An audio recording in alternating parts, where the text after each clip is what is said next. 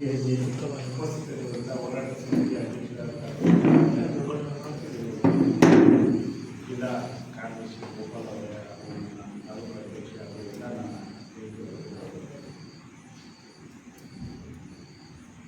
ಅನ್ನದ ಶಕ್ತಿಯ ಮುಂದೆ ಯಾವ ದೇವರು ಯಾವ ರಾಜಕಾರಣಿ ಯಾರೂ ಇಲ್ಲ ಅಂತೇಳಿ ನಮ್ಮ ಕುವೆಂಪು ಅವರು ಭಾಳ ಸವಿರವಾಗಿ ಈ ಸಮಾಜಕ್ಕೆ ಅನ್ನದ ಶಕ್ತಿ ಜನ ಒಗ್ಗಟ್ಟಾದರೆ ಸರ್ಕಾರವೇ ಬಗ್ಗಿರೋಂಥ ಉದಾಹರಣೆಗಳು ಕೂಡ ಆಗಿದೆ. ಇನ್ನು ಆಗಲಿಂದ ನಮ್ಮ ಸ್ನೇಹಿತರು ಹೇಳ್ತಾರೆ, ಡೆಲ್ಲಿಯಲ್ಲಿ 13 ತಿಂಗಳ ಕಾಲ ದೊಡ್ಡ ಮಟ್ಟದ ಹೋರಾಟವನ್ನು ಮಾಡಿದ ಫಲ ಅಂದರೆ 778 ಜನ ನಮ್ಮ ಅನ್ನದಾತರು 780 ಜನ ಅನ್ನದಾತರು ನೇರವಾಗಿ ಸತ್ತರು. ಆ ಚಳುವಳಿ ಇಡೀ ರಾಷ್ಟ್ರದಲ್ಲೇ ನರೇಂದ್ರ ಮೋದಿಯವರು ಇಡೀ ಪ್ರಪಂಚದಲ್ಲಿ ಯಾರು ಕೂಡ ಬಗ್ಗದ ರೀತಿಯಲ್ಲಿ ಇದ್ದಂಥ ನರೇಂದ್ರ ಮೋದಿಯವರನ್ನ ಇಡೀ ಅನ್ನದಾತರು ಬಗ್ಸಿದ್ದು ಇದೇ ಪ್ರಥಮ ಅಂತೇಳಿ ಅಂತಾರಾಷ್ಟ್ರೀಯ ಮಟ್ಟದ ಒಂದು ಪತ್ರಿಕೆಯಲ್ಲೂ ಕೂಡ ಯಾವಾಗೂ ಇದ್ದಿಲ್ಲ. ಯಾಕೆ ಮಾತು ಹೇಳಿದ್ರೆ, ಅನ್ನದಾತರ ಶಕ್ತಿ ಇಡೀ ಸೈನ್ಯದ ಶಕ್ತಿ. ಆ ಶಕ್ತಿಗೂ ಕೂಡ ಇದೇ ಚಿಕ್ಕಬಳ್ಳಾಪುರ ಜಿಲ್ಲೆಯಿಂದ ರಾಜ್ಯದಿಂದ ನಾವು ಕೂಡ 6,000 ಸಂಖ್ಯೆ ಜನ ವಿಶೇಷ ಟ್ರೈನಲ್ಲಿ ಹೋಗಿದ್ವಿ. ನಮ್ಮ ಚಿಕ್ಕಬಳ್ಳಾಪುರ ಜಿಲ್ಲೆಯಿಂದಲೂ ಕೂಡ 504 ಜನ ಆ ಚಳುವಳಿಯಲ್ಲಿ ಭಾಗವಹಿಸಿದ್ವಿ. ಇದು ಒಂದು ಉಲ್ಲೇಖನೆ ಕೂಡ. ವಿಶೇಷ ಟ್ರೈನ್. ಈ ರೀತಿ ಅನ್ನದಾತರು ಒಗ್ಗಟ್ಟಾಗಬೇಕು ಅನ್ನೋ ಉದ್ದೇಶ. ಇವತ್ತು ಯಾಕೆ ಸೇರಿದ್ದೆ ಅನ್ನೋದ್ರ ಬಗ್ಗೆ ಸ್ನೇಹಿತರೆಲ್ಲ ಹೇಳೋದು. ಇವತ್ತು ಸರಿಸುಮಾರು 12 ತಿಂಗಳಾಯಿತು. 12 ವರ್ಷದ ಮೇಲೆ 2 ತಿಂಗಳಾಗಿದೆ ಈ KDB ಪ್ರಾರಂಭ. ಈಗಾಗಲೇ ಪಕ್ಕದ ಅನೇಕದಲ್ಲಿ ಸಾವಿರಾರು ಸಂಖ್ಯೆಯಲ್ಲಿ ಸೇರಿ ರೈತರು ಹೋರಾಟವನ್ನು ಮಾಡ್ತಾವ್ರೆ. ಆದರೆ ಪಾಣಿಯಲ್ಲಿ ರೈತರ ಹೆಸರನ್ನು ಬಿಟ್ಟು KEDBಯ ಅಂತೇಳಿ ಆ ಪಾಣಿಯಲ್ಲಿ ಉಲ್ಲೇಖ ಆಗಿದೆ. ಇದು ತಾವೆಲ್ಲ ಜ್ಞಾಪಕ ಇಟ್ಕೊಳ್ಬೇಕು. ಏನಪ್ಪ ಇಲ್ಯಾಕೆ ಆಗಿಲ್ಲ? ಇದು ಒಂದು ಕೆಲವರೆಲ್ಲ ಕ್ವಶನ್ ಮಾಡ್ತೀನಿ. ಅಂದರೆ ಆ ಹೋರಾಟದ ಶಕ್ತಿ ಯಾವುದಾದ್ರೂ ಒಂದು ಜವಾಬ್ದಾರಿಯುತವಾದಂಥ ಏನೇ ಮಾಡಿದ್ರು ಕೂಡ, ಮನೆಯೊಳಗೆ ಒಂದು ವ್ಯವಹಾರ ಮಾಡಿದ್ರು ಕೂಡ ಒಬ್ಬ ಮನೆಯೊಳಗೆ ಯಜಮಾನ ಬೇಕು. ಆ ರೀತಿಯಲ್ಲಿ ಹೋರಾಟದ ನಾಯಕತ್ವನೂ ಕೂಡ ಬಹಳ ಅಮೂಲ್ಯ. ಏನು ನಮ್ಮ ಪಾಣಿಯಲ್ಲಿ ಬರದ ರೀತಿಯಲ್ಲಿ ಇಡೀ ರೈತರು ಒಗ್ಗಟ್ಟಾಗಿ ನಾವೇನು ಅದನ್ನ ಹಿಮ್ಮೆಟ್ಟಿಸಿದ್ವಿ. ಈಗ ಸ್ನೇಹಿತರುಗಳೆಲ್ಲ ಕೂಡ ಕೆಲ ವಿಚಾರಗಳು ತಮ್ಮ ಗಮನ ತರಲಿಲ್ಲ. ಇಡೀ ರಾಜ್ಯದಲ್ಲೇ KEDB ಜಂಗಮಕೋಟೆ ಅಂದರೆ ಭಯ ಬೀಳ್ತಾರೆ. ಅಲ್ಲಿನ DC ಇರ್ಬೋದು, CO ಇರ್ಬೋದು, ಕಮಿಷನರ್. ಯಾಕಂದರೆ ನಿಮ್ಮ ಶಕ್ತಿ ಹಂಗೆ ಐತಿ ಇವನು ಕೂಡ. ಇದುವರೆಗೂ ಕೂಡ ನಮ್ಮ ಪಾಣಿಯಲ್ಲಿ ಇನ್ನೊಬ್ಬರ ಹೆಸರು ಆಗದ ರೀತಿಯಲ್ಲಿ ನಾವು ದಿನವೂ ಕೂಡ ಸತತವಾದ ಸಂಪರ್ಕವನ್ನು ಉನ್ನತಾಧಿಕಾರಿಗಳಲ್ಲಿ ನಾವು ಜೊತೆಗಿದ್ದೀವಿ. ಇದು ಒಂದು. ಇನ್ನೊಂದು, ಈಗಿನ ನಮ್ಮ ರೈತರು ನೀವು ಮೂಲತಃ ಒಗ್ಗಟ್ಟಾಗಬೇಕು. ಇದರಲ್ಲಿ ಜಾತಿ ಇಲ್ಲ, ಇದರಲ್ಲಿ ಪಕ್ಷ ಇಲ್ಲ. ಜಾತಿ ಪಕ್ಷ ಬಿಟ್ಟು ಎಲ್ಲರೂ ಕೂಡ ಒಗ್ಗಟ್ಟಾಗಬೇಕು. ಮತ್ತು ಯಾರು ಭೂಮಿ ತಾಯಿಯಲ್ಲಿ ಕೆಲಸ ಮಾಡ್ತಾನೋ ಅವನೆಲ್ಲ ನಮ್ಮವರು. ಭೂಮಿ ತಾಯಿಯಲ್ಲಿ ಯಾರು ಕೆಲಸ ಮಾಡ್ತಾರೋ ಅವ್ರು ನಮ್ಮವರು. ಇದು ಭಾವನೆ ಇಟ್ಕೊಳ್ಬೇಕು. ನಾವೆಲ್ಲ ಅವನು ಆ ಜಾತಿ, ಇವನು ಈ ಜಾತಿ, ಇವನು ಈ ಪಕ್ಷ. ಯಾವುದೇ ನಿಮ್ಮ ಪಕ್ಷದವರು ಇದುವರೆಗೂ ಬಂದಿಲ್ಲ ನಿಮ್ಮನ್ನು ಕೈ ಹಿಡಿಯಕ್ಕ. ಯಾರೇ ಜಾತಿಯವರು ಕೂಡ ನಿಮ್ಮನ್ನು ಕೈ ಹಿಡಿಯಕ್ಕೆ ಬರಲಿಲ್ಲ. ಬಂದಿದ್ದಾರೋ ನಮ್ಮ ರೈತರು, ಅಂದರೆ ನಾವೇ ಒಗ್ಗಟ್ಟಾಗಿರುವಂಥ ರೈತರು. ಇದು ತಲೆ ಇಟ್ಕೊಳ್ರಿ. ಎಲ್ಲರೂ ಯಾರೋ ಒಬ್ಬ ನಾಯಕರು ಬಂದು ಅವನ ಹಿಂದೆ ಹೋಗ್ತಾ ಇರ್ತೀವಿ, ಯಾವುದೋ ಜಾತಿಯಲ್ಲಿ ಬಂದು ಅವನ ಹಿಂದೆ ಹೋಗ್ತಾ ಇರ್ತೀವಿ. ನಿಮ್ಮನ್ನು ಕಾಪಾಡೋರು ಯಾರು ಇಲ್ಲ, ನೀವೇ ಕಾಪಾಡೋದು. ನೀವೇ ಕಾಪಾಡಿದ್ರೆ ನೀವು ಉಳಿಸೋಕ್ಕಾಗ್ತದೆ. ಅದರಿಂದ ಏನು ನೀವು ಎಲ್ಲ ಹಳ್ಳಿಗಳಲ್ಲಿ ಏನು ಸಭೆಗಳೇನು ಮಾಡ್ತಾ ಇದ್ದೀವಿ, ನೀವು ಒಗ್ಗಟ್ಟಾಗಿರ್ಬೇಕು, ಒಗ್ಗಟ್ಟಲ್ಲಿ ಮಂತ್ರ ಇರಬೇಕು. ದಯಮಾಡಿ ಎಲ್ಲ ಸ್ನೇಹಿತರಲ್ಲಿ ನಂದು ಕಳಕಳಿ ಮನವಿ ಏನಂದ್ರೆ, ಎಲ್ಲ ವಸ್ತ್ರಗಳ ಹಾಕೋದು ಬಿಡಿ. ಇವತ್ತು ಏನಾದರೂ ನಿಮ್ಮ KDB ಇದುವರೆಗೂ ನಿಂತೈತಂದ್ರೆ ನನ್ನ ಪ್ರಯತ್ನ ಅಲ್ಲ, ಹೆಗಲ ಮೇಲೆ ನಿಮ್ಮಲ್ಲಿರುವಂತ ಪ್ರಯತ್ನ. ನಿಮ್ಮ ಮೇಲೆ ಐತಲ್ಲ ಹೆಗಲ ಮೇಲೆ, ಅದರ ವಸ್ತ್ರದಿಂದ ನಿಂತಿರೋದಿಲ್ಲ, ಬರೀ ಭದ್ರತೆ ಬೇರೆಯವರ ಮೇಲೆ ಅಲ್ಲ. ವೈಯಕ್ತಿಕವಾಗಿ ಇರ್ಬೋದು ಬೇರೆ, ಆದರೆ ಸಂಘಟನೆಯ ಬಲದಿಂದ ನಿಮ್ಮ ನಿಂತ. ಇನ್ನೊಂದು ಈ ನೆಲೆಯನ್ನು ಇಲ್ಲಿ ಭೂಮಿ ಹೋಗ್ತಾ ಇದ್ದ ಕೆಲವು ಕಡೆ ನಮ್ಮ ಹತ್ರನೇ ಕೂಡ ಚರ್ಚೆ ಮಾಡಿದ ಹಾಗೆ ಯಣ್ಣಂಗೂರು ನರಕನಾಥ್ನಲ್ಲಿ ಬಸವಪಟ್ಟಣ ಬಿಟ್ಬಿಡೋದು ಅಂತೇಳಿ ಏನು ಚರ್ಚೆ ಆಯಿತು. ಈಗ ಮತ್ತೆ ನಮ್ಮ ಹಿರಿಯರು ಯಾರು ಸ್ನೇಹಿತರು ಹೇಳಿದ್ರು, ಹೊಸಪೇಟೆ, ದೇವಗನಲ್ಲಿ, ಗೊಲ್ಲಲ್ಲಿ ಬಿಟ್ಬಿಡ್ತಾರ. ಯಾಕೆ ಮಾತು ಹೇಳ್ತಾವ್ರೆ, ನಮ್ಮಲ್ಲಿ ಟ್ವಿಸ್ಟ್ ಮಾಡಿ. ಯಾಕಂದ್ರೆ ಚನ್ನರಾಯಪಟ್ಟಣದಲ್ಲಿ ಮೊದಲ ಬಾರಿಗೆ ಮುಖ್ಯಮಂತ್ರಿಗಳೇ ನೇರವಾಗಿ ಹೇಳಿದ್ರು, ಆ 13 ಹಳ್ಳಿ, ಅಲ್ಲಿನೂ ಕೂಡ 13 ಹಳ್ಳಿನೇ, 1700 ಎಕರೆ ಜಮೀನು. ಮೊದಲ ಬಾರಿಗೆ ಸರ್ಕಾರನೇ ರೈತರನ್ನು ಒಡೆದು, ಯಾವ ರೀತಿ ಅಂದ್ರೆ 580 ಎಕರೆ ನಾವು ಕೈ ಬಿಡ್ತೀವಿ, ವಾಕರೆ ಮತ್ತು ಯಾಡಾಳನ ಅಂದ್ರೆ ಅಲ್ಲಿ ಏನು ರೈತರು ಒಗ್ಗಟ್ಟಾಗಿದ್ರು, ಒಡೆಯಕ್ಕೆ ಪ್ರಯತ್ನವನ್ನು ಮಾಡಿದ್ರು. ಆ ರೈತ ಆ ಚಳವಳಿಗೆ ಹೋದಂತ ಸಂದರ್ಭದಲ್ಲಿ ಆ ರೈತರೇ ಎದುರಾಗಿತ್ತು. ಎಲ್ಲ ಹೊರ ಜಿಲ್ಲೆ, ಹೊರ ತಾಲೂಕುಗಳಿಂದ ಬಂದು ದೇವನಹಳ್ಳಿಯಲ್ಲಿ ಚಳವಳಿ ಆಗಿದೆ. ಅಂದ್ರೆ ನಮ್ಮನ್ನು ಒಡೆಯಕ್ಕ ಸಾಕಷ್ಟು ಜನ ತುದಿಗಾಲ ಮೇಲೆ ನಿಂತವರು. ಇಲ್ಲಿನೂ ಕೂಡ ಅದೇ ರೀತಿ ನಿಂತವರು. ಒಂದ್ ಕಡೆ ಜಾತಿ ಬಣ್ಣ ಕಟ್ತಾರ, ಒಂದ್ ಕಡೆ ಪಕ್ಷದ ಬಣ್ಣ ಕಟ್ತಾರ. ಇವತ್ತು ಒಂದು ಅಂಗಲಲ್ಲಿ ಕೆಲವರು ಹೇಳ್ತಾರೆ, ಏನಪ್ಪ ಎಷ್ಟು ಜಮೀನಿದೆ ನಿಮ್ಮ ರೈತರದ್ದು? 1300 ಎಕರೆ ಇರೋದು ನಿಮ್ದು. ದಡ್ಡ ನನ್ನ ಮಕ್ಕಳ 2800 ಎಕರೆ ನಮ್ದೇ. ಅದು 2800 ಎಕರೆ ನಮ್ದು. 1300 ಎಕರೆ ಇವತ್ತು ರೈತರು ಪಾಣಿಯಲ್ಲಿದ್ದೇವೆ ನಾವು. 500 ಎಕರೆ ಏನು 500 ಎಕರೆ PSL ಕಂಪ್ನಿ ಕೊಟ್ಟಿದ್ರು ಕೂಡ ಆ ಕಂಪ್ನಿ ಸದ್ಯಕ್ಕೆ ಬರ್ಲಿಕ್ಕೆ ಆಗೋದಿಲ್ಲ. ಯಾಕಂದ್ರೆ ಸಾಕಷ್ಟು ಕಾನೂನು ತೊಡಕುಗಳವೆ. ರೈತರು ಇವತ್ತು ಮಾರಿದ್ರು ಕೂಡ ಮಾರಿದೆಷ್ಟು ಏನೋ ಭಿಕ್ಷೆ ರೀತಿಯಲ್ಲಿ ಮಾರಾನೆ. ನಾವು ಈಗೂ ಕೂಡ ಉಳುಮೆ ಮಾಡಿ ತಿಳ್ಬೋದಲ್ಲ ಇರೋವರೆಗೂ. ನೀವು ಮಾರಿದ್ರೆ ಕೊಟ್ಬಿಟ್ರೆ ಯಾಕೆ ನಿಮ್ಗೆ ಕಾಸು ಬರ್ತದ, ದುಡ್ಡು ಬರ್ತದ? ಯಾರೋ ಉಳ್ಳೋ ಅಂತ ಹೋಗ್ತದ. ಆದ್ರೆ ಏನಿವತ್ತು 900 ಎಕರೆ ಸರ್ಕಾರ ಅಂತ ತಾವೇನು ಹೇಳ್ತಾ ಇದ್ವಿ, ನೀವೆಲ್ಲ ರೈತರಿಗೆ ತಿಳ್ಕೊಂಡು ಬೇರೆ ಜನ ಕೇಳಬೇಕು. ಇವತ್ತು ನಾವು 900 ಎಕರೆ ಜಮೀನಲ್ಲಿ ನಮ್ಮ ತಾತ ಮುತ್ತಾತನ ಕಾಲದಿಂದಲೂ ಕೂಡ 50 ನಮೂನೆ ಹಾಕಿದ್ವಿ, 53 ನಮೂನೆ ಹಾಕಿದ್ವಿ, ಇವತ್ತು 57 ನಮೂನೆ ಹಾಕಿದ್ವಿ. ಬೋರ್ವೆಲ್ ಹಾಕಿದ್ವಿ, ಮನೆ ಕಟ್ಕೊಂಡಿದ್ವಿ, ಕೆಲವು ಭಾಗದಲ್ಲಿ ಎಲ್ಲ ತೋಪುಗಳು ಹಾಕೊಂಡಿದ್ವಿ. ಮಪ್ಪನ ನಮ್ದೆಲ್ಲ ಜಮೀನದು. ನೀವೇ ಹೇಳಿದ್ರಿ ಸರ್ಕಾರದವ್ರು ನೀವೇ ಹೇಳಿದ್ರಿ 53 ಹಾಕಿದ್ರಿ ನಿಮ್ದೆ, 50 ಹಾಕಿದ್ರಿ ನಿಮ್ದೆ. ಮೊನ್ನೆ ನೀವು ಚಾಮರಾಜನಗರದಲ್ಲಿ ಹೇಳಿದ್ರಿ 57 ಅಂತೇಳಿ. 57 ಹಾಕಿದ್ರು ರೈತರನ್ನು ಒಕ್ಕಲೆ ಕುರಿಸಬಾರ್ದು ಅಂತೇಳಿ ಸಿದ್ದರಾಮಯ್ಯನವರು 2016ರಲ್ಲಿ ಹೇಳವ್ರೆ. ಈಗ ಹೆಂಗೆ ನೀವು ಒಕ್ಕಲೆ ಬರ್ಸಕ್ಕೆ ಸಾಧ್ಯ? ಕಾನೂನಲ್ಲಿ ಚೌಕಟ್ಟಿಲ್ವೇ ಅಂತ ಜನಕ್ಕೆ ನೀವು ತಿಳಿಯಬೇಕು.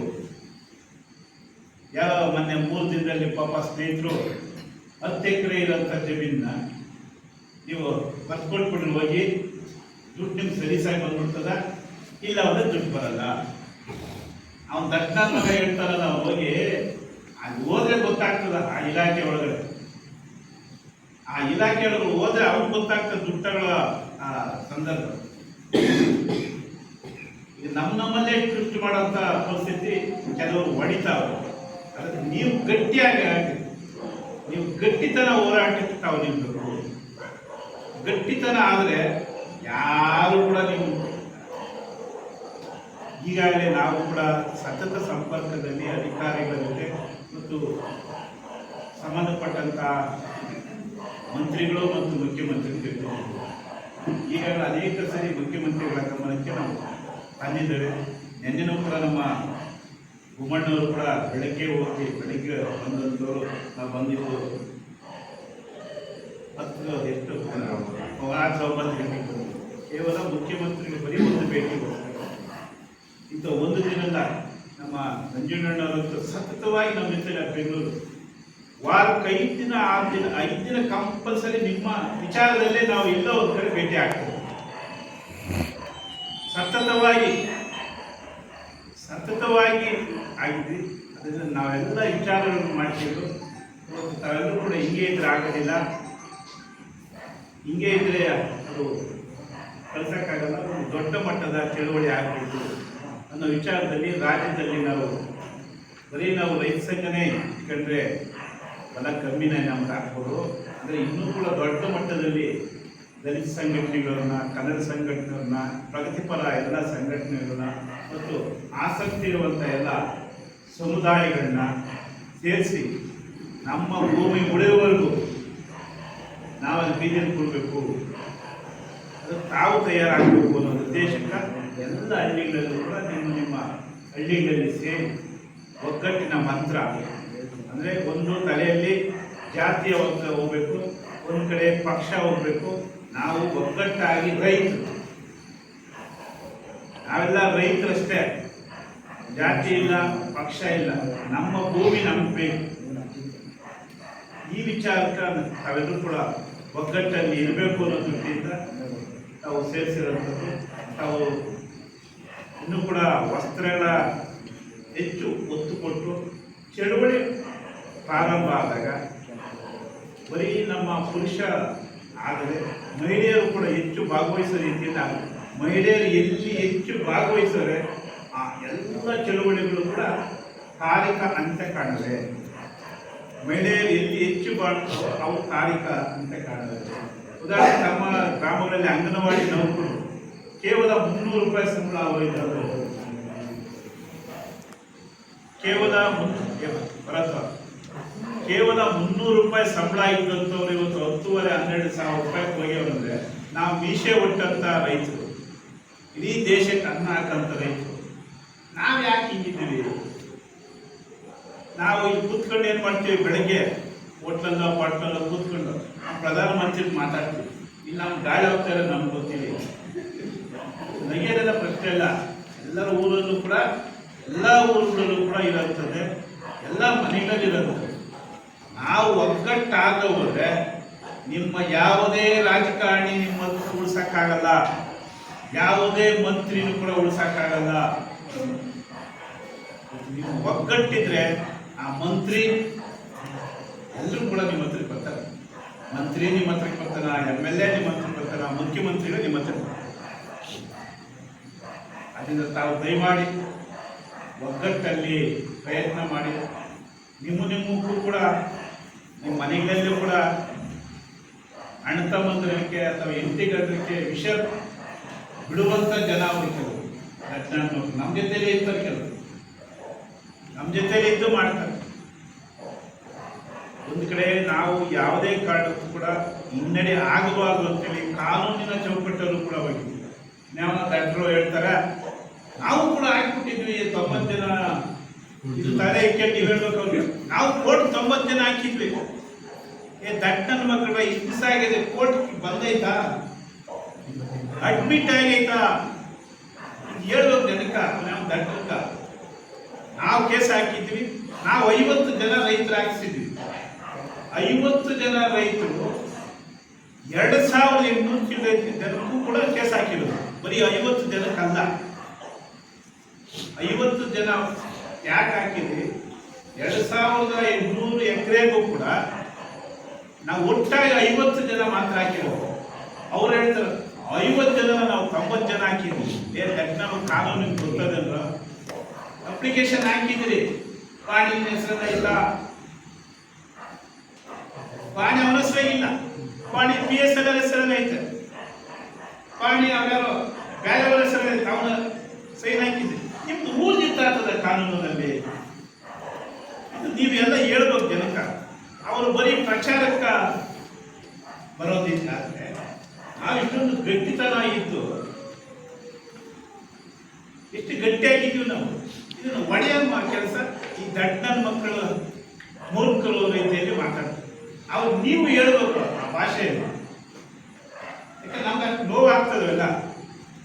ಇವತ್ತು ನಾವೆಲ್ಲರೂ ಕೂಡ ಸ್ನೇಹಿತರು ನಿಮ್ಮ ಜೊತೆಯಲ್ಲಿ ಮನೆ ಮಠ ಬಿಟ್ಟು ನಿಮ್ಮ ಜೊತೆಲಿ ಇವತ್ತು ಏನು ಇಲ್ಲಿದ್ವಿ. ನಾವು ಇವತ್ತು ಶಿವಮೊಗ್ಗದಲ್ಲಿ ಇರಬೇಕಾಗಿ ಏನ್ ಕುಮಣ ಮನೆ ನಾವು ಇರ್ಬೇಕಾಗಿತ್ತಿಲ್ಲ ವಿಜಯಪುರದಲ್ಲಿ. ಆದರೂ ಕೂಡ ರಾಜಕಾರಣಿಗಳು ಮುಖ್ಯಮಂತ್ರಿಗಳಿರ್ಬೋದು ಸಂಬಂಧಪಟ್ಟವ್ರ ಹತ್ರ ನಾವು ಸತತ ಸಂಪರ್ಕ ಇದ್ದೀವಿ. ಅದರಿಂದ ಏನು ಕೇಳಿದ್ರೆ ಕಳ್ಳರು ಬಿಡ್ತಾ ಇರಲಿಲ್ಲ. ಆ ಸಂಪರ್ಕ ಇರೋದ್ರಿಂದ ನಮ್ಮದು ತಡೆ ಇಟ್ಕೊಂಡಿದ್ದೀವಿ. ಯಾವುದೇ ಕಾರಣಕ್ಕೂ ಈ ಜಂಗಮಕೋಟೆ ಹೋಬಳಿಯಲ್ಲಿ ಈ ಕೈಗಾರಿಕೆ ಬೇಡ, ಕಾನೂನು ಚೌಕಟ್ಟನ್ನೇ ಮಾಡಿ ಈಗಾಗಲೇ ಸರ್ಕಾರಕ್ಕೆ ಮನವರಿಕೆ ಮಾಡಿದ್ವಿ. ಈಗ 1,000 ಎಕರೆ ಪಾಣಿ ಸಮೇತ ಮಾನ್ಯ ಮುಖ್ಯಮಂತ್ರಿಗಳು ಮತ್ತು ಮಾನ್ಯ ಏನು ಜವಾಬ್ದಾರಿತವಂತವರಿಗೆ ಕೊಟ್ಟಿದ್ವಿ. 3,000 ಎಕರೆ ಆ ಜಾಗದಲ್ಲೇ ದಯಮಾಡಿ ನೀವು ಮಾಡಿ, ಯಾವ ವಿರೋಧವೂ ಇಲ್ಲ ಅನ್ನೋ ಮಾಹಿತಿ ಅವರು ಕೊಟ್ಟಿದ್ವಿ. ಈಗಾಗಲೇ ಪ್ರಯತ್ನ ಇದೆ. ಅವರ ಮಾಹಿತಿ ಪ್ರಕಾರ ನಾವು ಹಿಂಗೆ ಇದ್ದರೆ ಅವ್ರು ಮಾಡೋಕ್ಕಾಗಲ್ಲ. ಈಗ ಮಕ್ಕಳು ಹತ್ತರೆ ತಾಯಿ ಹಾಕ್ಕೊಡೋದು, ನೀವು ಮನೆಗಿದ್ರೆ ಯಾಕೆ ಕೊಡ್ತಾರೆ ನಿಮ್ಗೆ? ನಾವು ಬೀದಿಗಿಳಿಬೇಕು. ಬೀದಿಗಿಳಿಬೇಕಾದ್ರೆ ಏಕಾಏಕಿ ನಾವು ಬೀದಿಗಿಳಿದ್ರೆ ಆಗೋದಿಲ್ಲ. ಇಷ್ಟನ್ನ ರಾವ್ ಮಾತು ಹೇಳ್ತಾರೆ, ಒಂದು ದಿನ ಬಂದಿಲ್ಲ, ಒಂದು ದಿನ ಅಲ್ಲ. ಆ ಭೂಮಿ ಡಿನೋಟಿಫಿಕೇಶನ್ ನಾವು ಮಾಡಿಲ್ಲ, ಕೈ ಬಿಟ್ಟಿದ್ವಿ ಅನ್ನೋವರೆಗೂ ಕೂಡ ನಾವು ಅಲ್ಲಿರಬೇಕು. ಅದನ್ನು ಮನಸ್ಸು ಮಾಡಿ ಬರೀ ನಿಮ್ಗೆ 13 ಹಳ್ಳಿಗಳೇ ಇರಲ್ಲ. ನಾವು ಕೂಡ ನಮ್ಮ ಶಕ್ತಿ ಮೀರಿ ಜವಾಬ್ದಾರಿತವಾಗಿ ಏನೇನು ಮಾಡಬೇಕು, ಹಿಂದಿನಿಂದ ಹೆಂಗೆ ಮಾಡ್ಕೊಂಡು ಬಂದಿದ್ವೋ ಅದಿನ್ನೂ ಕೂಡ ಮುಂದುವರಿತೀವಿ. ಈಗಾಗಲೇ ದಲಿತ ಸಂಘಟನೆಗಳ ಜೊತೆ ಭಾಳ ಸಂಪರ್ಕದಲ್ಲಿದ್ದೇವೆ ಮತ್ತು ಮುಸಲ್ಮಾನರು ಅವರ ಜೊತೆ ಸತತ ಸಂಪರ್ಕದಲ್ಲಿದ್ದೇವೆ. ಅದೇ ರೀತಿ ಕನ್ನಡ ಸಂಘದವರ ಜೊತೆ ಸತತ ಸಂಪರ್ಕದಲ್ಲಿದ್ದೇವೆ ಮತ್ತು ಪ್ರಗತಿಪರ ಸಂಘಟನೆಗಳು ಕೂಡ ಜೊತೆಗಿದ್ದೇವೆ. ಈಗಾಗಲೇ 2 ಸಭೆಗಳನ್ನು ಕೂಡ ನಾವು ಮಾಡಿದ್ದೇವೆ. ಎಲ್ಲ ಒಗ್ಗಟ್ಟಾಗಿ ಇಡೀ ಈಗ ನಿನ್ನೆ ದಲಿತ ಸಂಘದ ಮುಖಂಡರು ಇದರಲ್ಲಿ ಅವರು ರಾಷ್ಟ್ರ ಮಟ್ಟದ ಮುಖಂಡರು ಅವರು ಕೂಡ ಅವರೇ ಹೇಳಿದ್ರು, ಅಧ್ಯಕ್ಷರಿಗೆ ಅವರು ಹೇಳಿದ್ರು, ಸರ್ ಏನೇ ಮಾಡಿ ಬೆಂಗಳೂರನ್ನ ಆಜುಬಾಜು ಬರೀ ಜಂಗಮಕೋಟೆ ಅಲ್ಲದೆ ಯಾವ ಭೂಮಿನೂ ಕೂಡ ನಾವು ಕೊಡಬಾರ್ದು ಅನ್ನೋ ಒಂದು ದೊಡ್ಡ ಮಟ್ಟದ ಒಂದು ಚಳುವಳಿ ನಾವು ಮಾಡಬೇಕು ಅಂತೇಳಿ ಅವರು ಕೂಡ ನಮ್ಮ ಕೈ ಜೋಡಿಸೋ ಮಟ್ಟಕ್ಕೆ ಬಂದು ಹೇಳಿದರು. ಅದಕ್ಕೆ ನಾವು ಏಕಾಏಕಿ ಮೊನ್ನೆ ತೀರ್ಮಾನಕ್ಕೆ ಪ್ರಯತ್ನ ಮಾಡಿದ್ವಿ. ವೈಯಕ್ತಿಕವಾಗಿ ನಮ್ಮದು ಪ್ರಾಬ್ಲಮ್ ಆಯಿತು. ಅದು ತಮ್ಮನ್ನೆಲ್ಲ ಒಪ್ಪಿಸೋ ಕೂಡ ಸಂದರ್ಭದಲ್ಲಿ ಆಗಿದೆ. ಇಲ್ಲಾಂದರೆ ನಾವು ಸೆಷನ್ನಲ್ಲೇ ಸರಿಯಾದ ಬುದ್ಧಿ ಕಲಿಸಬೇಕು ಅಂತೇಳಿ ನಮ್ಮ ತೀರ್ಮಾನ ಅಂದ್ಕೊಂಡಿದ್ದೀವಿ. ಅಥವಾ ದುರದೃಷ್ಟವಶ ಅದಾಗಿಲ್ಲ. ಈಗ ಕಾಲಾವಕಾಶ ಏನಾಗ್ತದೆ, ಈಗ ಒಂದೇ ಸಂಘಟನೆ ನಮ್ಮಲ್ಲಿ ವಿಳಂಬದಲ್ಲಿ ಇರ್ತೀವಿ. ಭಾಳ ದಿನನಿತ್ಯನೂ ಕೂಡ ಮುಖ್ಯಮಂತ್ರಿಗಳ ಗಮನಕ್ಕೆ ಹೋಗ್ತದೆ. ಕೆಲವು ಸ್ನೇಹಿತರು DC ಆಫೀಸ್ ಹತ್ರ ಮಾಡಿದ್ರೆ ಭಾಳ ಅನುಕೂಲ ಇರೋದು. ಆದರೆ ಎಲ್ಲ ಆಡಳಿತದ ಮುಖಾಂತರ ಸರ್ಕಾರಕ್ಕೆ ಹೋಗ್ಬೇಕು. ಅಲ್ಲಿ ಆದರೆ ನೇರವಾಗಿ ಸರ್ಕಾರದ ಗಮನಕ್ಕೆ ಹೋಗ್ತಾ ಇರ್ತದ. ಅದರಿಂದ ತಾವು ಗಟ್ಟಿ ನಿರ್ಧಾರ ಮಾಡಿ, ಭೂಮಿನೇ ಇದ್ದ ಮೇಲೆ ತಾವೇನು ಮಾಡ್ತೀರಿ? ಆ ಭೂಮಿ ಉಳಿಸೋ ರೀತಿಯಲ್ಲಿ ಯಾವ ರೀತಿ ಅಂದರೆ, ನಾವು ನೀರಾಗಿ ಬಿದ್ದೋಗಿದ್ದೀವಿ. ನೀರಾಗಿ ಬಿದ್ದರೆ ಮ್ಯಾಕ್ ಕೇಳಬೇಕಲ್ಲ. ಪ್ರಯತ್ನ ಹೆಂಗಿತ್ತು, ನಾವು ಒಂದು ಊಸ್ಕಡ್ಡೆ ಹಾಕಿರ್ತೀವಿ ನಮ್ಮ ಗಾದೆ ಇಟ್ಕೊಂಡು ಮ್ಯಾಕ್ ಕೇಳೋದು. ಆ ರೀತಿ ತಾವು ಗಟ್ಟಿ ಮನಸ್ಸು ಮಾಡಿ ಒಂದು ತನುಮಾನ ಧನದೊಂದಿಗೆ ತಾವು ಚಿಂತನೆ ಆಗಬೇಕು. ಯಾಕಂದ್ರೆ ಈ ಸಂಘಟನೆ ಇರೋದು ಯಾರೋ ಕೊಡ್ತಾರೆ ಅಂತೇಳಿ ಈ ಸಂಘಟನೆ ಇಲ್ಲ. ನಾವು ಯಾರೋ ಕೊಡಿಸಿ ಮಾಡಿದ್ದಾರೆ, ನಾವೆಲ್ಲ ಅವರಿದ್ದು ನಮ್ಮ ಅನ್ನ ನಾವು ತಿನ್ಬೇಕಿಲ್ಲ, ಇನ್ನೊಬ್ಬನ ಕೈ ಚಾಕಿ ತಿನ್ನುವಂಥ ಅಭ್ಯಾಸ ನಾವು ಮಾಡೋದು. ನಮ್ಮ ಅನ್ನನ ದುಡಿದು ನಾವೇ ತಿನ್ನೋ ರೀತಿಯಲ್ಲಿ ಆ ಚಳುವಳಿನ ಮುಂದುವರಿಸ್ಬೇಕು. ಇವೆಲ್ಲರೂ ಕೂಡ ದಯಮಾಡಿ ಏನು ಮೀಟಿಂಗ್ನಲ್ಲಿ ಆಗ್ತವೋ ಅದನ್ನು ಹೆಚ್ಚು ಪ್ರಚಲಿತ ಆಗಬೇಕು. ಈಗ ನಮ್ಮ ವಿಡಿಯೋಗಳು ಅಥವಾ ವಾಟ್ಸಪ್ಗಳು ಅಥವಾ ಟ್ವಿಟ್ಟರ್ಗಳು ಈ ಮುಖಾಂತರ ಮುಂದುವರಿಬೇಕು. ನಮ್ಮ ಕೆಲವು ಸ್ನೇಹಿತರಿಗೆ ಬಂದಿಲ್ಲ, ಅವರು ಸರಿಯಾಗಿ ಹೇಳಬೇಕು ಅಂತ ನನ್ನ ಭಾವನೆ ಇತ್ತು. ಯಾಕಂದ್ರೆ ಈಗಾಗಲೇ ನಾವೇ ರೈತರು ಏನು ರೈತರು ಕೆಲಸ ಮಾಡ್ತಾ ಇದ್ದೀವಿ. ಯಾಕಂದ್ರೆ ಅದೇ ಭಾಳ ಇಂಪಾರ್ಟೆಂಟ್. ನಮ್ಮ ಜೀವನದಲ್ಲಿ ಚಲೋ ಏನಿತ್ತು, ಚನ್ನರಾಯಪಟ್ಟಣದ ಹೋಬಳಿಯ ಮೊದಲ ಗುರಿಯಾಗಿದ್ದು ಬರೀ ಚನ್ನರಾಯಪಟ್ಟಣ ನಂಬ್ಕೊಂಡಿದ್ರೆ ಆ ಚಳುವಳಿ ಆಗ್ತಾ ಇತ್ತು.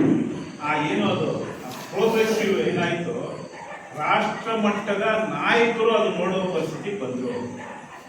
ಸ್ವಲ್ಪ ವಿದ್ಯಾವಂತರು ತಾವೆಲ್ಲ ಚಿಂತನೆ ಮಾಡಬೇಕು. ಯಾಕಂದ್ರೆ ಅಪ್ಲೋಡ್ ಮಾಡಿದಾಗ ಬರೀ ತೆಂಗಂಕೋಟೆಯವರು ನೋಡಿದಾರ, ಇಡೀ ರಾಜ್ಯದವ್ರು ನೋಡ್ತಾರ, ಇಡೀ ರಾಷ್ಟ್ರದವ್ರು ನೋಡ್ತಾರ. ಇಡೀ ರಾಷ್ಟ್ರನೂ ಕೂಡ ಅಮೇರಿಕಾದಲ್ಲಿರುವಂಥ ಕನ್ನಡಿಗರು ಹೆಚ್ಚು ನಮ್ಮ ದೇವನಹಳ್ಳಿಯ ಚಳುವಳಿ ನೋಡಿದರು. ಏನು 13 ತಿಂಗಳ ಕಾಲ ದಿಲ್ಲಿಯಲ್ಲಿ ನಡೆದಂಥ ಹೋರಾಟದ ಮಾದರಿಯಲ್ಲಿ ಆ ವಿಡಿಯೋ ಅಪ್ಲೋಡ್ ಆಗಿತ್ತು. ಅದರಿಂದ ನಾವು ಹೇಳ್ತಾನೆ ಇದ್ದೀವಿ, ಒಮ್ಮೆಗೌಡ್ರೆ ಒಂಚೂರು ನೀವು ಒತ್ತು ಕೊಡದೆ ಹೋದರೆ ಕಷ್ಟಕರ ಆಗ್ತದ.